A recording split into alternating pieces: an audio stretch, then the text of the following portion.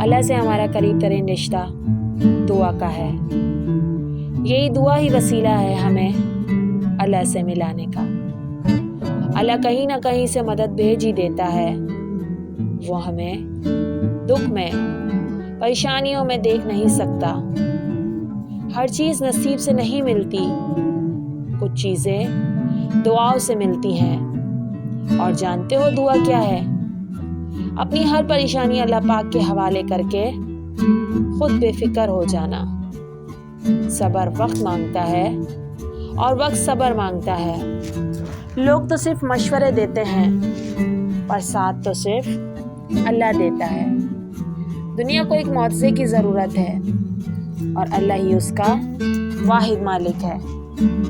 یقین مانو وہ اللہ ہی ہے جو ہر وقت ساتھ ہوتا ہے۔ اللہ ہمیں کبھی ایسی مشکل میں نہیں ڈالتا جس سے ہم نکل نہ سکیں۔ ہمیشہ کوئی نہ کوئی راستہ ضرور ہوتا ہے۔ دعا کریں وہ راستہ آپ کو نظر آ جائے۔ نصیب اور مقدر صبر سے ملتا ہے۔ دل سے دعا کرو تو اللہ کیسے نہیں سنے گا؟ وہ تو خالق ہے، وہ چاہے تو کہانی بدل بھی سکتا ہے۔ الحمدللہ زندگی بہت حسین ہے اور شکر کے لیے یہی کافی ہے کہ اللہ ہم سے پیار کرتا ہے۔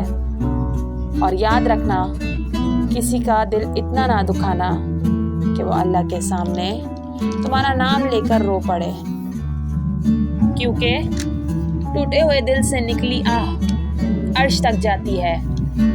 چاہت سے نصیب تک کا جو فاصلہ ہے وہ بس ایک دعا ہے۔ جو دعا سے بھی نہیں مل رہا تو سمجھ جاؤ کہ اللہ نے اس سے بہتر آپ کو عطا کرنا ہے۔ اللہ سارے زخم ایسے بھر دے گا جیسے کبھی تھے ہی نہیں۔ رب وہاں سے دروازے کھول دیتا ہے جہاں سے سوچا بھی نہیں تھا۔ صبر کا سلیقہ نہیں مجھے یا رب، مجھے اپنی رضا میں راضی کر دے۔